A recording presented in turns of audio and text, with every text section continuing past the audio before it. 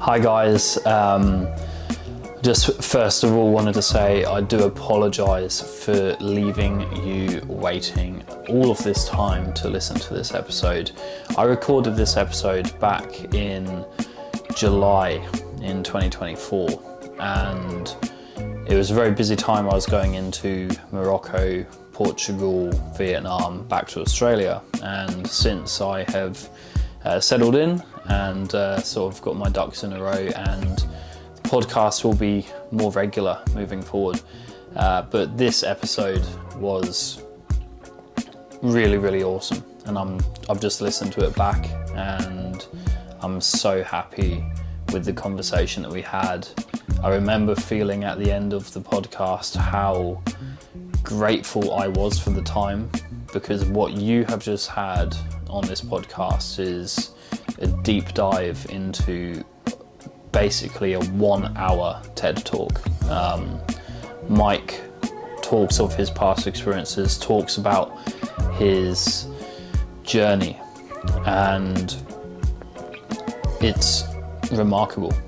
It's remarkable where he came from, what he's been through multiple times, and where he is now and where he is heading. And it's just such a cool testament that experiences in life don't have to break us. They can uplift us. They can allow us to move into spaces where we ultimately are doing something good for the world. And that is exactly what Mike is doing. So enjoy the episode, and it's awesome. And I know you're going to enjoy it.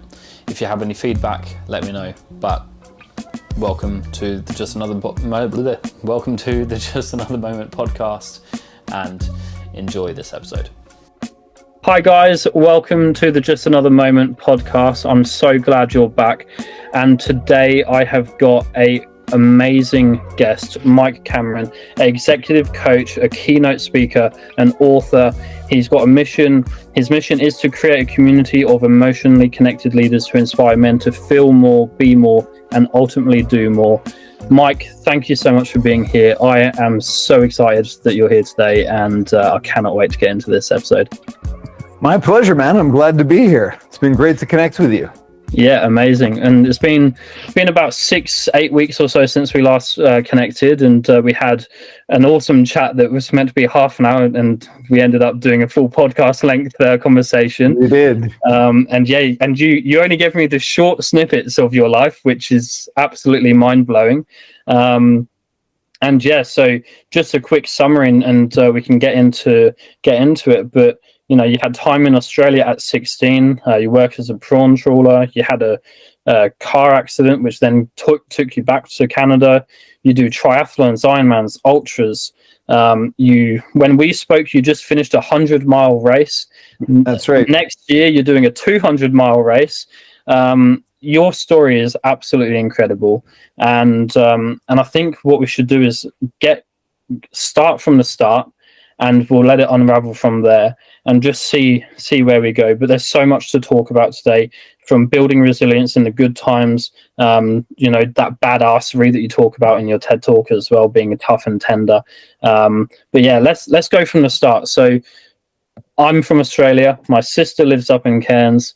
You spent time in Cairns as a 16-year-old. Tell me how you got there. Oh, you want to go back to the start? The start. Yeah.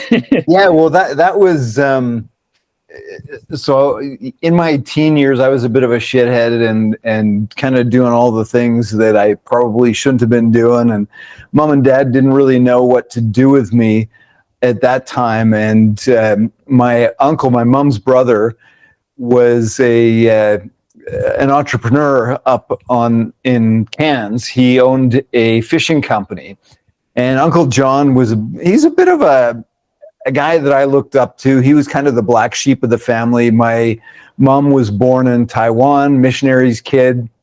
Uncle John, her brother, got into a bit of trouble himself when he was young. Got on a boat and jumped ship in Australia, made a life for himself, became a multimillionaire. Again, all of the things that I aspired to do. So when mom and dad didn't know what to do with me, they said, "Hey, how'd you like to go live with Uncle John for a while?" And I thought, "Oh, hell yeah, that'd be fantastic." And little did I know that it wasn't going to be quite the adventure that I thought it would be. They sent me down there to work. So as you can imagine, as a 16-year-old that thought he knew everything and not all that physically strong, getting shipped off to Australia to go work on the prawn trawlers for a while was a bit of an eye opener for me, and it was the game changer for me for sure. So yeah, that was kind of the start of things for me, and I ended up getting into, as you said, we got into a really bad car accident. I was in a coma for 4 days, almost died. Ultimately cut my trip short, so I was only down there for about 5 months. That was supposed to be a longer stretch, but got cut short. But really, that trip was the game changer for me. Like, I really learned the art of the work ethic and what it meant to work hard. And I responded when Uncle John would bust my back for 10 hours a day, but at the end of the day, he'd hand me a beer and say, "Good job." And I really responded to that. So yeah, that was absolutely a turning point for me in my life. And then sort of came back home to Canada and sort of fell back into the groove. And, at that point still thought I was invincible, and off I went. Yeah. Awesome.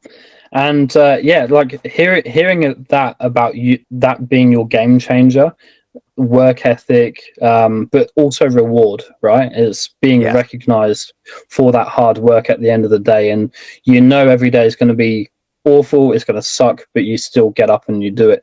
And I think what I've learned, I've just done my first ever consecutive running streak of 9 days, and that sucks. But what I tell myself is it's going to suck and I'm going to hate it, but I'm ultimately going to just get through it, and at the end of it I can rest and relax. And I think when you get tested in those hard work environments, and I think this is a result of you now being able to do ultra marathons, it's something that you go through the hard work to get the reward, and it is the journey as well.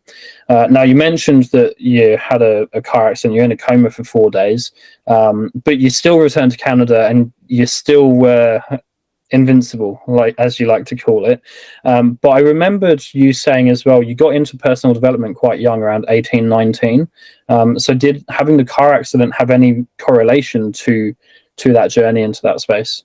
Yeah, you know what? That's a great question.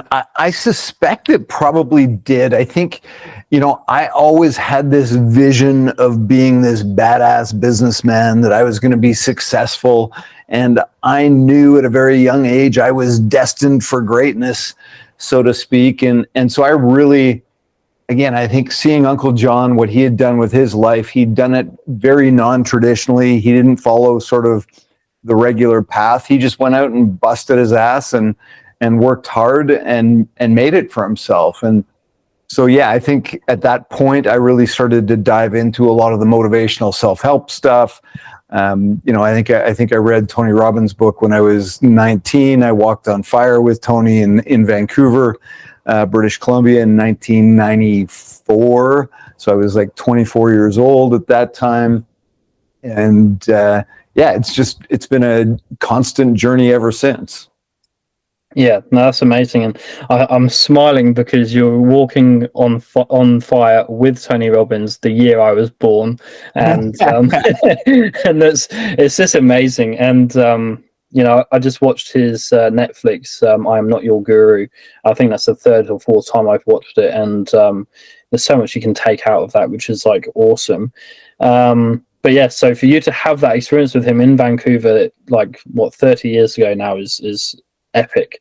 So tell me what inspires you to sort of do these triathlons, ultras, Ironman, stuff like that, like what's the drive behind you that puts you into that space? Because obviously it's one thing to be successful in business and it's one thing to be successful as an athlete, but then to combine the two together is something pretty remarkable as well. And yeah, what's your mindset behind that? I think what I originally liked about doing sort of the endurance sport thing was this idea that, you know, we know the formula very well. And if we follow the formula, we get stronger, we get faster, we can run longer. And it really isn't a question mark. Like we know the formula. It's very black and white. And so I really liked the idea of, if I have the discipline and the commitment to do the work that needs to be done, the result is inevitable. And having those goals at the end of the process, so whether it was, you know, an Ironman, whether it's a half Ironman, whether it was a marathon, you know, when I started, or really when I started, it was more like a 10K. But ultimately just progressing and looking at what is that next milestone, and understanding that, it's very demonstrable. You can see that here's the work that needs to be done, and here's the outcome that will result with that. Whereas business, you know, we talk about that, but it's a little less black and white. There are a lot less things in your control in business, so there's a lot more variables. So I really liked the physical discipline of getting up every morning, getting my shoes on, getting out the door, and doing the work, and knowing that ultimately, if I do the work, the results will come. Yeah, that's amazing. And do you find that translate back into your business, like that consistency and discipline with your physical work to be able to do an ultra? Like 100 miles is absolutely insane to me. And then you said, I'm doing 200 next year, and that's going to be 322 kilometers. I'm just like, that gives me mad anxiety. But yeah, so like that discipline and consistency into business. Yeah, there's no question. And again, with business, I think the result is a little less certain, although with ultra marathons, the result is never certain because anything can happen on the day. But it really does come down to committing to that process and having the discipline to get up every single day, follow the process, do the work, even when you don't want to. Like you said, that, you know, your 9-day running streak. I'm sure there's days when you wake up and you don't want to go for a run, but you know, ultimately, this is the objective that I've set out. If I want to get to that end result, you know, I may not have 100% control over the end result, but I do have 100% control how I show up, how I execute on the process of getting there. And yeah, for me, the translation of the discipline is absolute. Like it's there's no question it translates. Yeah. No, that's amazing. Yeah, I just can't even fathom the amount of work that goes into something like that. So yeah, that's really awesome. Now, I mentioned at the start as well that you have a mission, and that's to create a community of emotionally connected leaders who inspire men to feel more, be more, and ultimately do more. Where does that come from? Like, what's your driving motivation behind that? Yeah, and I think, I mean, this is really sort of the crux of my story. In 2015, well, so to back up, part of why I started endurance sport was 2012. I split up with my wife, and long distance runs, workouts, that really became my refuge. That was my sort of mental health space, and just finding some peace in a time that was pretty chaotic in my life. And so that was really where that journey began. And then in 2015, you know, I'd spent 3 years after separation just really getting grounded, getting in touch with self. And in 2015, I met an incredible woman.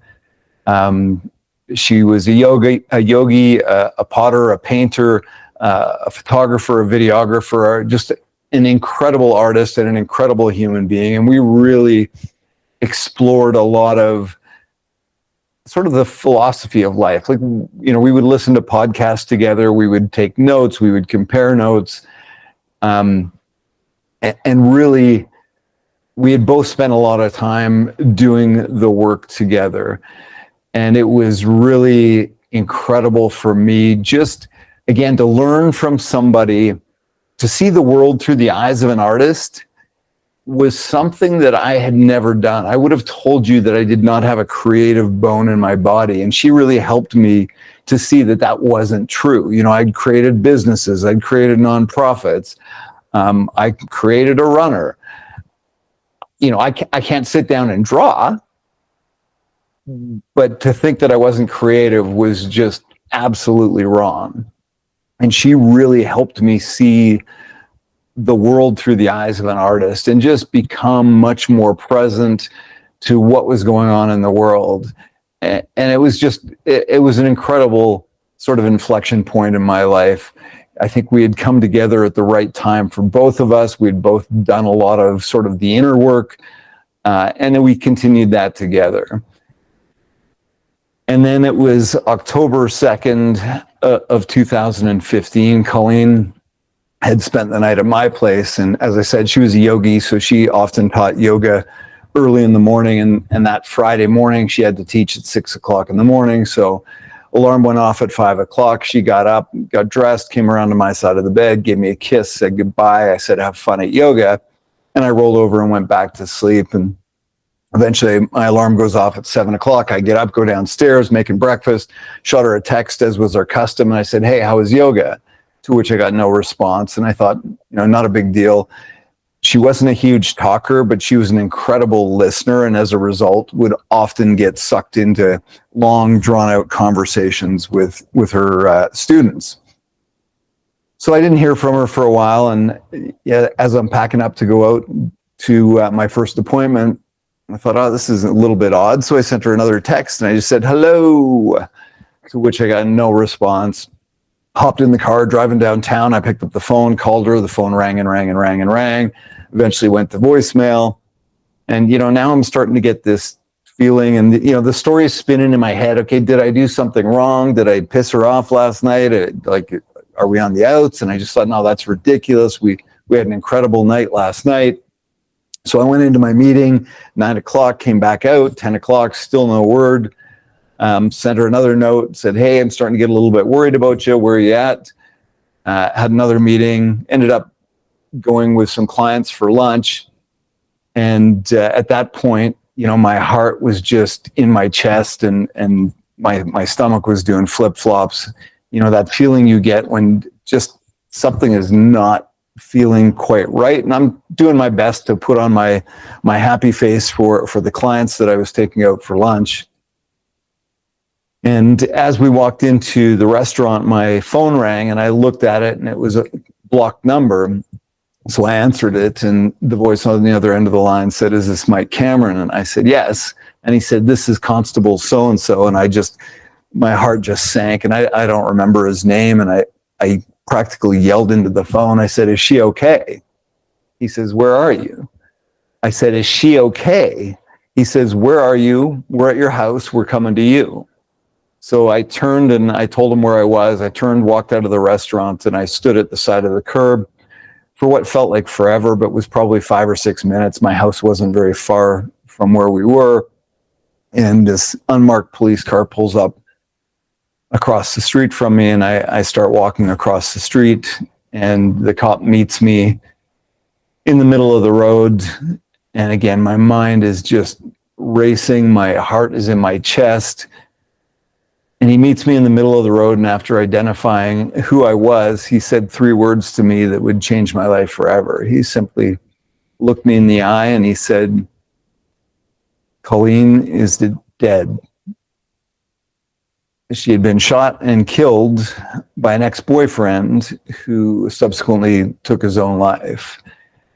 And, at that moment, my world just unraveled. I remember sitting in the back of that cop car just thinking, this can't be real, this can't be real, this can't be real. And ultimately realizing that, this is probably the most real thing that was ever going to happen to me. And I had lots of folks at that time that wanted me to go after the justice system, which had certainly let her down. You know, she'd done all the things. She'd filed the restraining order. We knew this guy was a problem. She'd filed the breaches of the restraining order. The cops hadn't done anything about it.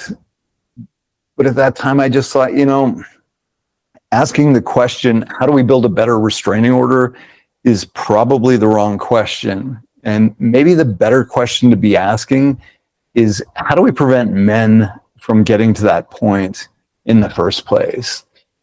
And when I looked at sort of my history, the skills that I had, you know, I've been speaking professionally for 20 some odd years at that time, always in the realm of sales and leadership, but always talking about the impact that emotion had on human behavior.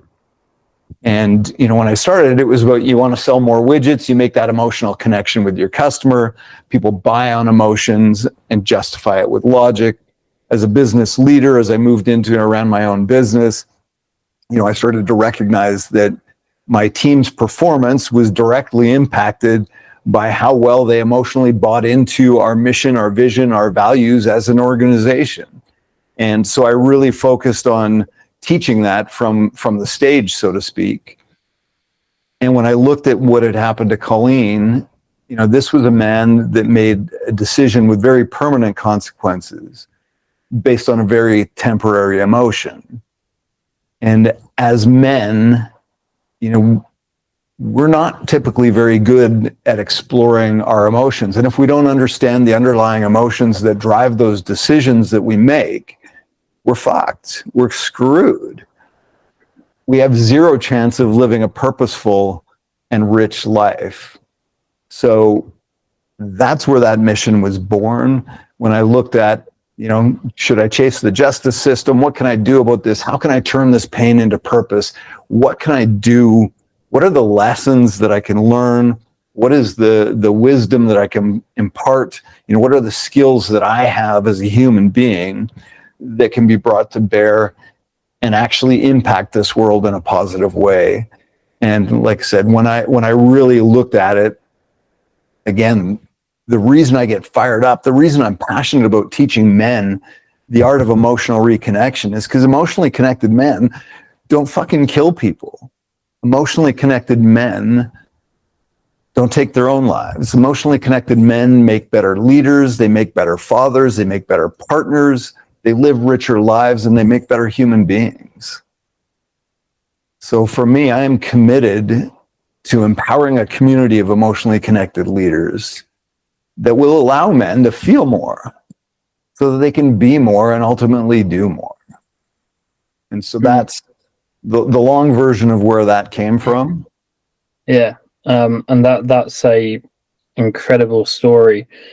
And yeah, I can't imagine how difficult that would have been at that time. And I just want to ask as well, like, in that moment, like, what were the feelings that came up for you? Because there's a whole range, you know, when you go through a grieving process, there's anger, there's sadness, you know, there's a whole range of different emotions. What was it for you, and how did you handle that at the time? Yeah, well, let me give you a little context, what sort of shaped how I navigated that. I had a friend of mine sent me a letter. It's called A Letter to Rachel, written by a fellow by the name of Ram Dass. And Ram Dass was an American spiritual leader from the 70s. He wrote the book Be Here Now. This letter it's called A Letter to Rachel. Rachel was a young girl who had been murdered. This letter he wrote to her parents, and it was a friend of mine sent me this letter the day after Colleen had been murdered. And he said, I don't know if this will help you, but I've read this dozens of times, and I always take comfort in these words.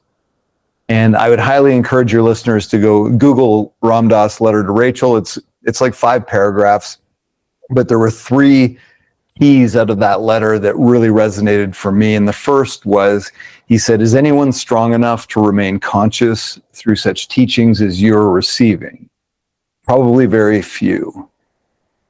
And again, he had written this to the parents of a girl who had been murdered. Is anyone strong enough to remain conscious through such teachings as you were receiving? And when I read that, I just knew that I had to remain conscious through this experience. You know, I could have dove into a bottle, I could have turned to drugs, I was already a very accomplished workaholic, I could have jumped back into work. You know, I could have gone a number of different directions, but when I read that, I knew that I had to remain conscious. I could not numb myself to the feelings that I was having, as difficult and as painful as they were. The second piece that he talked about, he said, our rational minds will never understand, but our hearts, if we keep them open, will find their own intuitive way. And again, it's that, you know, I could have got stuck in that spiral of saying, why me, why her, why now? But there is no rational answer for that. And then the third and maybe most powerful piece is, now is the time to let your grief find expression. No false strength. And that one to me really landed, you know, as men, and I had so many folks, you know, put their arms around me and be strong, Mike, be strong. And while I love them for their intention, it saddens me that our Western culture's version of strength is to bury, to suppress, to avoid, to remain stoic in the face of our emotions. And so when I read that letter, I knew that I had an obligation to remain conscious, to not numb. So I allowed myself to feel. And as you said, there was a wide range of emotions. Like, it felt shitty, but you know, what is shitty comprised of? There was anger. There was a lot of anger. There was sadness. There was shame. There was guilt. There was, you know, all these things. I could have gone to yoga with her that morning. Why didn't I go to yoga with her that morning? Maybe I could have prevented this from happening. You know, or maybe there'd be 3 bodies on that driveway. I don't often think about that one. But, you know, there was just such a wide range of emotions that came up. But the key for me was just allowing them to come. And when I needed to just collapse and sob, I would do that. When I needed to rage against my steering wheel as I was driving down the highway and beat the crap out of it, you know, I would do that. I found a lot of comfort in writing. I found a lot of comfort in sharing her story. I had a speaking engagement booked the week after she was killed. And of course, you know, the organizers reached out and said, would you like to cancel? We would completely understand. And I said, no, in fact, that's not at all what I want to do. But what I ended up doing was I rewrote my presentation completely, and I incorporated her into it. Because again, I talk about the impact that emotion has. And when I could share her story and some of the beauty that she brought my life and the beauty that she brought into this world, it was, I mean, twofold. It was so cathartic for me, and it was so powerful for the audience at that time. It was just so raw and so real and just really resonated. So I think that kind of answers your question. I literally have goosebumps. It's the way you speak about her and the experience and how open you are as well, because you're exactly right. You know, there's a reason why in Western culture 75% of all suicides are men. Those statistics don't change. UK, Canada, US, Australia, it's all in that bracket. And I mean, we're in Suicide Awareness Prevention Month at the moment. And, you know, for me, that's something that pops up because I've had suicide ideation and I lived with depression and so on. And the way that I've sort of helped myself or dealt with things is actually by opening up and speaking. And it started with therapy from a young age. And then it's become more frequent with actually community, you know, speaking, opening up with community. And this is one thing that you do, is you have your bi-weekly men's groups where you can start to empower these men to actually open up and become more connected with their emotions. And so what's the with that, like, what's the sort of take from men? Because men generally don't open up, they don't speak up, and they don't know really how to approach that. And there's a book that I just bought recently, and I'm going to read it this month, but it's How to Listen So Men Will Talk, because it's something that it's something that men just don't know how to open up. So what's your approach in these men's groups that gives space and comfort and that safety for people to open up and talk about their struggles? Yeah, and I think you nailed it. It's about creating the spaces for men to do that. I think there's a misconception. You hit the nail on the head. Men don't know how to. It's hard for men to. But there's this misconception that men don't want to. And I think that's bullshit, because if you create the space, you can't shut us up. So I use the acronym SOAR, SOAR. And that's just, the S is slow down. So just practice that pause. Again, as a business leader, that was one of my shortcomings, is I would make myself so busy and I'd be moving so fast that I just couldn't see anything around me. I didn't have time to feel. I also didn't have time for my wife. I didn't, again, it cost me a lot. So just learning to slow down. So that's the first piece. The O is open up and observe. And the open up for me, again, is twofold. One, open up to yourself. Just allow those feelings to come up. And the second piece of that open up is share with others. Do what we're doing right now. Have a conversation. Be real, be raw, be vulnerable. And the A is acceptance. Accept what's coming up. Let's not attach any judgment to the feelings. I shouldn't feel this way. Who am I to feel this way? I've got all the things. Just accept that this is what you're feeling. Doesn't matter why. And then that R is reconnect. And that's that reconnect with that emotional part of self, that deepest part of self. And again, as guys, we tend to sort of amputate the emotional parts of ourselves. And you can't numb one piece without numbing everything. So you can't numb pain and still have joy. When we numb, we do it universally, and then we just flatline. So how do I create the space? We use the acronym SOAR. So we'll open our group typically with a 5 to 10 minute meditation, and we'll just slow down, take a breath, practice that pause. And I just walk the guys through a little bit of slow down. Sometimes I'll do it live. Sometimes I'll use a recording. And then we go around the room. We're virtual, so we go around the virtual room and we just observe. So 60 seconds, notice what you're feeling physically and articulate it. So jaws a little bit tight, eyes are kind of dry, shoulders are tight, noticing my feet connecting with the floor. Because as guys, we can typically notice what's going on physically. That's a much easier starting point for us. There's some tightness in my chest. And then we move that to emotionally. What are you noticing? There's a little bit of anxiety, a lot of gratitude. I'm here and I'm in. And that's how we sort of wrap up that first round. But it just creates that space to just observe without judgment and articulate as best you can. No story, no context. And that's, again, most of us aren't great at that. If I tell you my legs are sore, well, my legs are sore because I just did 7 days of back-to-back half marathons and we ran up a mountain yesterday, so my legs are sore. It's not about the story. Just notice that my quads are sore. And then, we move into that emotional piece. And then usually what I will do is, if I'm leading, and we co-lead these things, so if somebody else wants to take a turn, they're more than welcome to.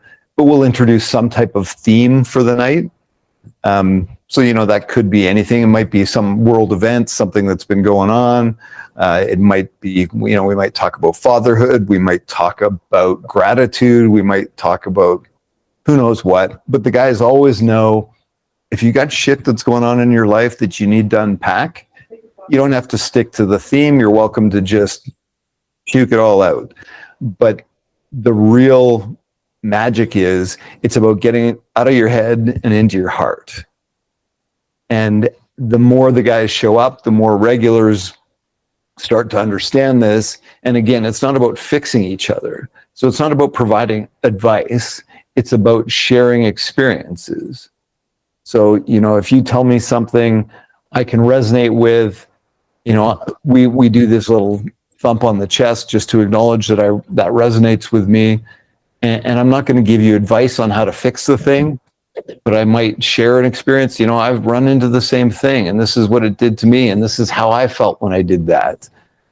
And then I might ask you something that's going to take you out of here and bring you down here. So what was that feeling? You know, I appreciated the way you did that with me earlier. What was the feeling that came up? Yeah, well, when she was killed, this is what happened. Okay, well, that's the story, but what's the feeling? And again, as the group starts to coalesce, and we've been together for a number of years, we've got a core group of guys. There's a few guys that, you know, come and go. But we start to understand the questions to ask, when to poke a guy to go a little bit deeper, and when to let him off the hook. But all the guys know that it's a safe space, it's confidential. We're not about judging, we're just about sharing experience. And as soon as one guy opens up, so as soon as you open up, as soon as one of the guys opens up, everybody else around, you can see the light bulb turn on. It's like, holy shit, I thought I was the only one. Like, you too, man? Holy crow. And, you know, that's when the floodgates start to open, and guys will really open up. And sometimes, you know, guys will come and they'll just listen. And that's fine too. And there's a real power in just hearing other men's experiences. But there's this magic that happens when men come together with intention. You know, it's not to shoot the shit about the hockey game or, you know, what have you. It's, we're there to go deep and have some real conversations and share our struggles. And not only our struggles, but share our victories. You know, I might share my son's in university and he's doing incredibly well. So I might share how proud I am of what he's up to. You know, so there's times for both sides of the equation. It's not just about sharing our struggles. We also share our triumphs as well. Yeah. And I think it's so important. And, you know, that's at the core of my business as well, which is dream, share, inspire. I believe everyone's got a story to share. And if you can share that story, you might inspire someone else, you know. Yeah, I get a challenge on that. I don't even think it's a might. I think if you share that story, you will inspire somebody. Yeah, absolutely. Yeah, because you're going to speak to 100 people, and this is what this podcast is about. If you can speak to an audience of 100 people, if it falls on deaf ears for 99, but there's that one person in that audience which goes, man, that story was so good and like so inspired by that, then that's what it's about. It's I believe in order to help the population, in order to help the world, it starts with one. And, you know, for me, my journey started with a couple of moments of inspiration and from different people. So these different people have touched me, and now I'm sharing, and I get to speak to you. And like I've learned so much from you and have been inspired by your story as well, because I think it's okay to not be okay is the message, right? Like it's okay to feel. And what I really loved is actually the slow down. You know, I rushed through that. I still do. You know? Yeah. So from a pragmatic standpoint, one of the things that I do, and I smile because my partner now, Michelle, we've been together 7 years now, and when we first met, she was very busy of mind and was loath to slow down. So one of the things that I did just as an exercise for the both of us, and I do it for myself as well, if we were going out on a date, you know, let's say we had a 7 o'clock reservation, we'd pull up to the restaurant at 7 o'clock, and she'd go to get out, and I'd say, hang on a sec. And I'd open up my phone, I'd put 1 minute on the timer. I said, we're going to sit here for 1 minute. And we're just going to sit in silence. We're just going to sit here. She's like, we have a reservation at 7 o'clock. It's like, yeah, that's okay. They're not going to give away our reservation in 60 seconds. Taking 60 seconds to pause isn't going to kill you, but it could save your life. So, again, that first go round, I mean, I think we got 15 seconds in and you could see she's starting to shake, smoke's coming out of her ears. And it was a stretch, but eventually we got to that 60 seconds. So that would be a challenge I would put out for your listeners, is the next time you're driving somewhere, when you get to your destination, just throw 60 seconds on your phone and just sit there quietly for 60 seconds and let that timer just count down. Take a breath, take that pause, and practice that throughout the day. So yeah, it's incredibly powerful. Viktor Frankl talks about between stimulus and response, there is a space, and in that space is our power to choose, and in our choice is our freedom and our growth. And when we can extend that space, when we can practice that this pause, we can become much more intentional about our responses. We can become responsive rather than reactive. And it's such a powerful thing. When people ask me, what's the one thing you want people to know? That's it. Practice that pause. That is probably the number one skill that you could gain. It seems simple, but it is so powerful. Yeah, absolutely. And I think like in a world which moves so quickly, I go to London every Wednesday now, and I just look and man, it's always moving, always something happening, and it's like, who is stopping? And like the funny thing is I host mindful walks in London, so the point of that is to go and slow down and actually just walk and experience the river and the way the sun is shining on it and the trees and all of that. And it's such a cool experience because you're just connecting. You're connecting with nature and you're connecting with other people and you're sharing that story. And to actually slow down is I only do it when I'm in nature, so I need to translate from nature back into my everyday life as well. But yeah, I find it so fascinating that it's something so simple can be so powerful. Yeah, And that, it is. It's sometimes a little hard to wrap your head around because I don't know. For me, I wanted something more complicated, more complex that I could work on and figure out. But it's not. I mean, it's simple. It's not easy, but it's simple. And I love what you talked about being out in nature and just slowing down. And those were the things that Colleen really taught me, is just to be present, to observe, and to notice. That was also one of the things, I'm going to choke up as I think about this. After she was gone, I took myself out for dinner, and I went out to a fairly fancy restaurant and just decided I was going to have a nice dinner, and I was just going to be present with the environment. And I remember just noticing every little thing, every nuance of that restaurant, the way that she would. Again, she saw the world through the eyes of an artist, and I love to write. So that was for me, that's what worked. I would start thinking about, if I had to write a book about this 60-minute experience, what would I capture? The definition in the ceiling, the artwork on the walls, the party of 15 that were clearly a corporate Christmas party, the one lady that was wearing a dress that was too small that she was kind of spilling out of, and she'd had too much to drink and was tripping on her heels. And, again, all of these little things.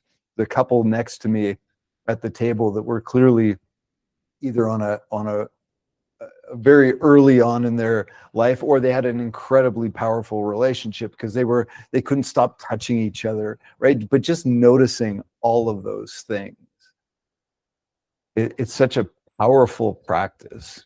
Yeah, you just reminded me of the best piece of advice when I got married was to stop and have a look around, because before you know it, the day is gone and you won't remember any of it.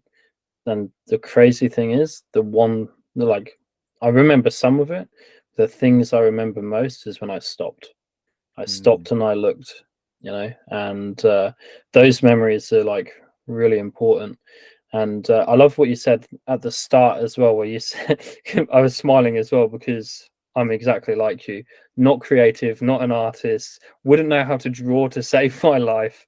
But the same mind, where I go, I'm not a creative person, which is not true, because how creative do you have to be to set up your own business, to have that vision and to run with it, and also to have the confidence behind it? You need to be creative enough to believe that it's something that's possible, and that is pure creativity from the business sense. And yeah, I'm the same as you. So you mentioned that Colleen said that, or like helped you see the world through the eyes of an artist, and is that where like the slowing down and becoming more in touch with like seeing things and the way things feel? Because that's like in the mental health space, or like to reduce anxiety, there's that 5 4 3 2 1 Yes. grounding technique. And I wonder if that's something that you received from that, from Colleen. Yeah, absolutely. Again, the beautiful thing was that, I had started practicing some of this on my own. She was a little further down the road than I was when we met. And so she just really expanded everything. For me, I think the first practice I started, that I would call my practice of presence, was at the grocery store and just noticing the clerk's name and calling them by name. So thank you, Sally. Thank you, George, just for ringing through my groceries. And those were the little things. But yes, absolutely, that grounding piece and just becoming present. What do you see, hear, feel, touch, smell? All of those pieces, and just really becoming present to everything. And it's such a powerful practice. And you're right, especially when it comes to anxiety, struggling with attention deficit, just that practice of being present. And that's, for me, I do ice climbing, I do rock climbing, I do loads of trail running. And that's part of it too. Trail running for me is just the pinnacle of that practice of being present. When you're running through technical trails, you really have to be paying attention to where your footing's going, where you're at. Did I miss a turn? Am I on the right trail? All of that. So my mind is nowhere but right here, right now. I think that's so on point. It's when I'm skiing, it's the similar thing.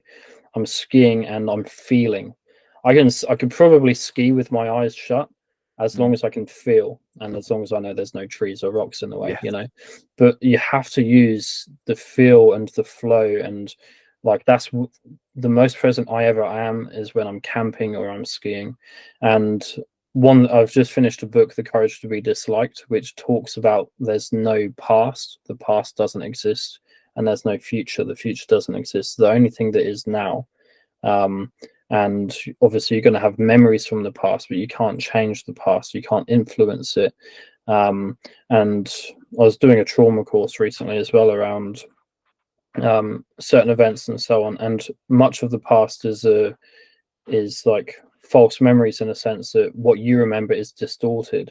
So you can never fully be completely accurate on what exactly those events were, because your feelings and your perceptions were yours at that time, but someone else at that time might have something completely different. And so the power of now, or just living in that exact moment right now, is awesome. And so when you are trail running and you're in that space, I think it's something that really helps reconnect, and that's what I'm trying to deliver with a lot of the tours that we do. It's not about doing a tour, it's about actually noticing the things out there, which is awesome. Now, just before I wrap up today, I wanted to touch on tough and tender badassery. Yes. Because you mentioned this in your TED talk, and we talked a little bit about it. And I'm a big fan of Dr. Brené Brown as well, and I want to just get a little bit of insight from you around that, because one of the biggest things I think for men is actually being courageous enough to be vulnerable, to say that I'm not okay. I love that correlation between courage and vulnerability, because it's so true. Without vulnerability, you will never be courageous, but without being courageous, you can't be vulnerable. And I want to see what your thoughts are there. Yeah, well, you're bang on. I mean, I think far too often, the way men think about strong is misguided. Again, it's this thought that we have to bury, suppress, avoid these tough emotions. But as you said, the real courage comes when we can actually drop the armor, drop the masks, look in that mirror and say, who am I really? What's really coming up for me? And in my TED talk, I share the story of my Aunt Sharon, who's 65 years old, running a 5K race and starting at the back of the pack, and just having the courage to actually run a race that she knew full well she was going to be dead last. And as she told us that story, so that was Colleen and I had gone, I was doing a triathlon in Penticton at that time. And when she shared that story, it really hit me. And I thought, it's not so much being badass enough to do an Ironman, knowing that I'm going to be middle of the pack. Like, nobody's going to care. Nobody's going to know. But having the courage to go out and do something like that, where you're going to be full well, you're going to be dead last. And there's going to be lots of people that are going to recognize that. So that, to me, is that combination of tough and tender. And bringing those two together, it was that drive home from Penticton where I heard Brené Brown talk about that perfect equation for badassery is that exact combination of tough and tender. And that, being tender doesn't mean you're not tough. And in fact, quite the opposite. As you said, it takes much more courage to be tender-hearted than it does to be a dick. And be angry. And it's so much more fulfilling when you can open up that tender side of yourself. And, all of us are going to have varying degrees of that. When I talk about connection, that's the theme that I really focus on. And that's what's been going through my head as you speak. You talked about connected to nature. You talked about connected to others. You talked about community. I talk about connection to self, connection to others, and connection to community, and understanding that it's on a continuum. On one side, complete isolation. On the other side, fully connected to self, to others, and community. And while I hope that most of us aren't so emotionally disconnected, like Paul Jacob was, that they would take somebody else's life and their own, I know that all of us are not fully connected to self, others, and community. We've all got some room to move on that spectrum. And just like fitness, that connection piece is a point in time measure. And there's been times in my life where I've been incredibly fit. There's been times in my life where I've been incredibly unfit. All I know is, again, like fitness, that connection piece requires maintenance. It requires ongoing work. And I can always move up that continuum. I can always become more connected. And so it really starts with that awareness piece. So that's actually one of the things that I put together on my website, was a connection self-assessment that just asks a number of reflection questions to look at, okay, how connected to self am I? How connected to others? And how connected to my community am I? And really sort of bringing that all together. So that combination of tough and tender, absolutely. Having the courage to connect with self, to connect with others, to connect with your community, to drop the mask, drop the armor. And especially for us guys, like, holy shit, is that ever liberating? When you can take that armor off. And this is what I get all the time when I talk to the guys I work with. So how does that feel afterwards? Oh my God, dude, I feel light. It's like, yeah, that's just because you shed 30 pounds of armor that you carry around. And oftentimes when I ask guys, when do you drop that armor? For some guys, for me, it's, I'm out in the trail.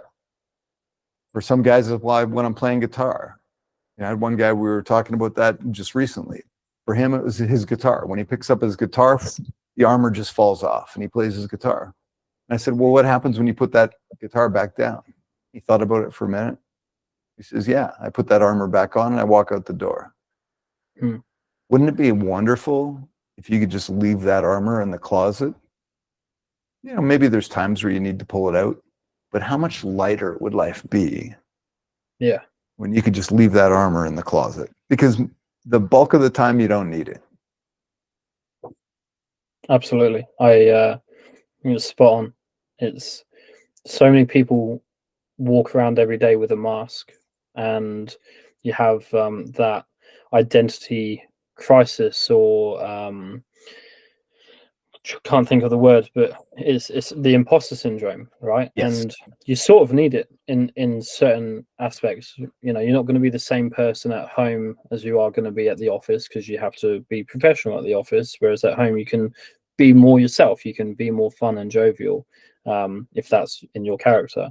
And you're different with your parents, you're different with your grandparents, you're different with your partner, you're different with your kids, you're different at work, you're different at a social setting. But releasing that armor, or letting go of that, and allowing yourself to be true and authentic in as many circumstances as possible, I believe is the most important thing. If you can't have fun because you're trying to be who you think other people think you should be, then you're just living in a perception of a perception. And I think it's important to just get to a point where everyone can be themselves, but it's easier said than done. Well, and you're right. So the question then becomes, what is self? So which parts of me are actually me? Which parts are a mask? Which parts are armor? What is this part protecting me from? And do I still need it? Because maybe I had this part when I was a child because I needed it. I had no other mechanism. I had no other coping skills. But maybe I can start to let that go and just find that true self. Because I don't think you do need to be different at home, at work, with grandma, with others. I think your behaviors are going to adjust slightly, for sure. I might run around with a squirt gun at home and shoot my partner just to be a goofball.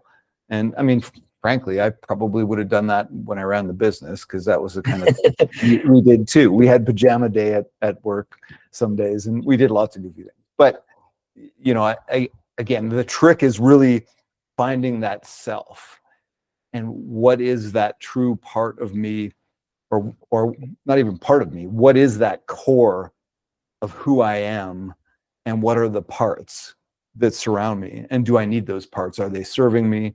Or are they just protection mechanisms that I don't need anymore? I think that's definitely one of the hard things to discover, right? For a lot of people, is trying to. I'm certainly still on that journey, trying to understand what parts are there for me to protect me, and what parts are just me. And I think I've uncovered a lot of that. But I think you're always learning. Yeah, no question. I continue to try and excavate, and again, using the onion analogy, it's just peeling back those layers. And there's a lifetime of layers, so you may never get through them all. Yeah, but that's the fun part, right? It's about enjoying that journey. And for me, that you asked about, why do I do the ultras, the long distance stuff, is because it helps me peel back a layer. Who am I really? What can I really accomplish? And then there's the question, do I need this? This balance of striving and worthiness is real. Like, oh, I'll be worthy of calling myself a runner when I can run 100 miles. Okay, well, I've done that. Well, now what? Well, maybe when I run 200 miles, then it'll be enough, right? It used to be 10K, and then it was a half marathon, then it was a marathon, and then it was a 50K, then a 50 miler, then a 100 miler, now it's a 200 miler. It's okay, man, Mike, when is enough enough? And really looking at why am I doing this? Am I doing this because I'm trying to prove some type of worthiness? Or am I doing this to peel back a layer and just see how deep I can go? And I believe for me, it's the latter. But it's the question I ask. Because am I just running 200 miles because I've got something to prove to the world? I don't think so, but maybe. Yeah. So always a tricky one to ask, eh? It is. And then answer as well.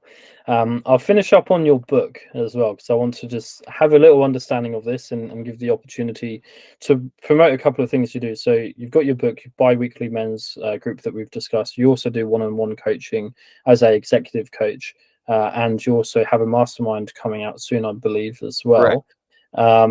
So yeah, tell me about your book, Becoming a Better Man, when something when something's got to change, maybe it's you. Yeah. Yes. So I'll give you the quick version of the subtitle. For me, that was, people would surround me and again put their hand on my shoulder and they'd shake their head and they say, something's got to change, man, something's got to change. And that really became my mantra for a while. And I'd look in that mirror and I'd say, fuck, something's got to change, man, something's got to change. And then when it was the day I added those 3 words, everything shifted. I'd look in that mirror, I'd say, something's got to change, man. You know what? Maybe it's you, Mike. Maybe it's you that's got to change. And so that's where that subtitle came from. But yeah, the book is really just the chronology of my story. So from that, being a shitty teenager to getting shipped off to Australia. When I was in my 20s, I worked for a finance company. Turned out largest Ponzi scheme in big mortgage fraud. I lost millions of dollars. And then, went on to found my own business, then Colleen's story. So it's really just all of the big pivotal moments in my life and the lessons that I've learned along the way. So it's a pretty easy read. It's not really a how-to. It's just, this has been my journey and this is what I've learned, and maybe you can take a lesson or 2 from it as well. I love that.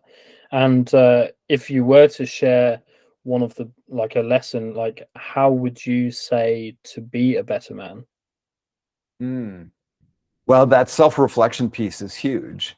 So, one of the big quotes I'm a fan of is, with awareness comes choice. And so often we run through the world on autopilot. We're just blind. And that means we don't have choice. When we don't know what's coming up, we don't have any choice. So part of becoming a better man is having the courage to drop those masks, having the courage to drop the armor, and just really look in the mirror. The bravest thing you can do is stand naked in front of that mirror and just say, who am I really? And get real and raw. Yeah, love it. That's absolutely amazing. Well, thank you so much for joining today. It's been an absolute pleasure. We could talk for hours and hours, so maybe we'll do another episode one day. But all I can say is huge appreciation for you, for sharing your time, for sharing your story, your lessons, and your journey. It's what a life you've had, and you're not stopping, and you've got direction, and you want to help as many men as possible just be able to feel more, be more, and ultimately do more. So Mike, thank you so much, really appreciate it. And is there anything that you want to end with? If you want to share your socials, your website, anything like that, feel free. Yeah, my website is mikecameron.ca. My email is just mike@mikecameron.ca. I love to connect, so if anybody wants to reach out, I'm always willing to have a conversation. But thank you so much for allowing me the opportunity to share my story, because it's our stories that connect us. And the more we can connect as a people, as a world, the better off we're going to be. Yeah, amazing. Well, thank you again so much. Hugely appreciative, and it's been an absolute pleasure having you here. And yeah, cannot wait until everyone gets to listen to this, because I am absolutely buzzing. So thank you so much. Thanks, brother.